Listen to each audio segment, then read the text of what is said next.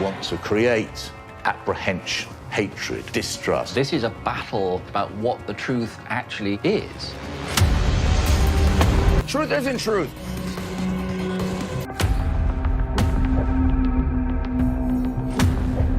People have got to know whether or not their president is a crook. And they had overwhelming evidence of that. Well, I'm not a crook. I've earned everything I've got. You had subsequent phenomena like the Iran-Contra scandal. By their very nature, covert operations or special activities are a lie. Pete did not trade weapons or anything else for hostages. My colleagues, every statement I make today is backed up by sources, solid sources. These are not assertions. What we're giving you are facts and conclusions based on solid intelligence. I had perpetrated a hoax on the UN Security Council on February 5th, 2003. Today, I feel some grievous remorse over it. Saddam Hussein and his regime have made no effort to disarm as required by the international community. Can you walk me through the moment when you realized that mistake? We learned it all during the summer of 2003, after the presentation. Saddam Hussein and his regime are concealing their efforts to produce more weapons of mass destruction. As Powell would walk through the door and tell me with a disconsolate look on his face, another pillar just collapsed. Whether it was the stockpile of chemical and biological weapons or the biological weapons labs. Imagine how I felt the day that they finally came in and said to me, well, you know, we don't have 4 independent sources for that biological warfare van. It's one guy, and he's loopy, and he's in a German jail, and we've never talked to him. Hello? Throughout the summer, Powell was essentially involved both publicly and privately in trying to rationalize what we'd done. It was not a bad war, it was a good war. Saddam Hussein was an evil person, he's gone, that's good. All of it fell apart over the summer. By August, it was all gone.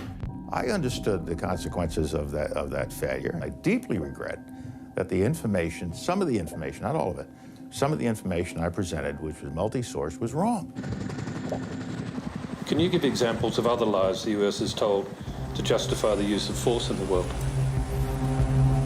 The most vivid case in my memory is the war I fought in, the Vietnam conflict. Until peace comes to South Vietnam, the Allied force is pledged to support, protect, and defend a nation fighting for its very life. Is down in a rice paddy, and the troops run to the safety of other craft. You get this new class of guardians, neoconservatives, emerging out of the wreckage of the Vietnam War in the United States.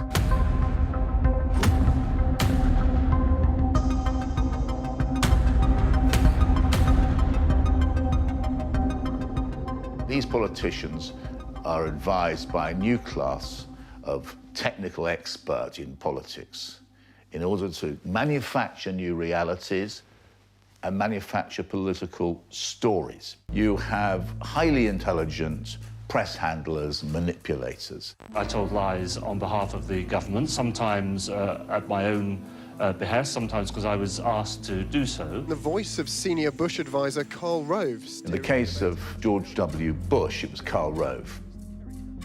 The ugly things that people say are at the heart of supposedly the kind of campaigns I run, most of which are, you know, sort of fear-based, smear-based, mudball politics. Karl Rove was one of the most powerful and eminent of the neoconservatives' clique. Thank you again for this extraordinary opportunity. And he very much believed that reality was not something which had passive existence out there. It's something you can actively recreate. Karl, what we can do is mold and modify and influence the way people see the reality. That can have effects on the reality. So what you are doing, quite deliberately as a political strategy in order to win elections is to create enormous divisions, perilous divisions in the long term in society itself. The politics of a manipulative populism is the best way of describing it. Manipulative populism is about constructing false emotions or built anger, hatred. Nearly 180,000 illegal immigrants with criminal records are tonight roaming free to threaten peaceful citizens.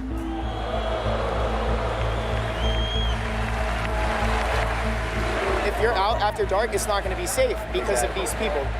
Groups like Black Lives Matter, the Communist Party, I mean, they've been very militant agitators. They've been getting in people's faces. I mean, it's not safe.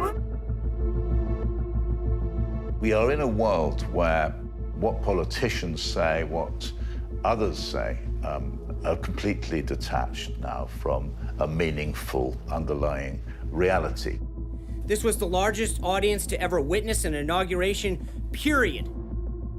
When Sean Spicer says this is the biggest inauguration, more people have come to this inauguration than the history of inaugurations, part of me is sort of just rolling my eyes and thinking, well, this is just another ridiculous, moment. These attempts to lessen the enthusiasm of the inauguration are shameful and wrong. Part of me is also thinking, like, how many people are really, buying this right now? Are people really buying into this? If we ran a survey right now, what percentage of Trump supporters would say that they saw more people in the picture on the right than in the picture on the left? This was a case where we could show them factual evidence, like photographic evidence, and see if they would still tell us that, something that's not true right before their eyes is true to them. A friend I work with at a survey firm said, let's do it. And so the next day we put out the survey. The results of our experiment showed that 15% of American adults basically said that they saw in the picture that had fewer people in it, they said that's the one that had more people in it. And that was the one from Trump's inauguration. In a way, that's kind of quite astounding because it seems so completely obvious that there were more people present for Obama's inauguration than for Trump's. The pictures seem completely clear. Now, the interesting question there is, did they say that because they believed it, or did they say it because that's what their side required them to say? What makes it interesting is this 15% wasn't seeing what was there in front of them to be seen. Our imaginations play tricks on us. They often misinterpret what we see and hear. They were not seeing what was true because they were invested in seeing something else. I will faithfully execute the office of President of the United States. The office of President of the United States. We like to think that facts lead to beliefs, but in fact, beliefs affect how we approach facts. When people already believe something, showing them a fact doesn't necessarily help because they want to look at that fact through the prism of what they already believe. So help me God. What we see here is not simply a cynical form of lying, but real self-deception. People came up with lines like, well, there are facts and there are alternative facts. Sean Spicer, our press secretary, gave alternative facts to that. But the point remains alternative that facts? I think the invention of the notion of alternative facts, when basically those are just patently untrue, they're lies, they're falsehoods, is incredibly corrosive. Historically, politicians would lie and try to get away with it. They wouldn't lie in such a blatant way that everybody could easily fact check it by looking at a simple photo, and then go on national TV and defend the lie. Honestly, it looked like 1.5 million people. Whatever it was, but it went all the way back to the Washington Monument. The classic discussion in Orwell's 1984 about, 2 + 2 is 5, right? Where, Winston, the character, is basically being tortured by a representative of Big Brother who's trying to get him to believe that 2 + 2 is 5.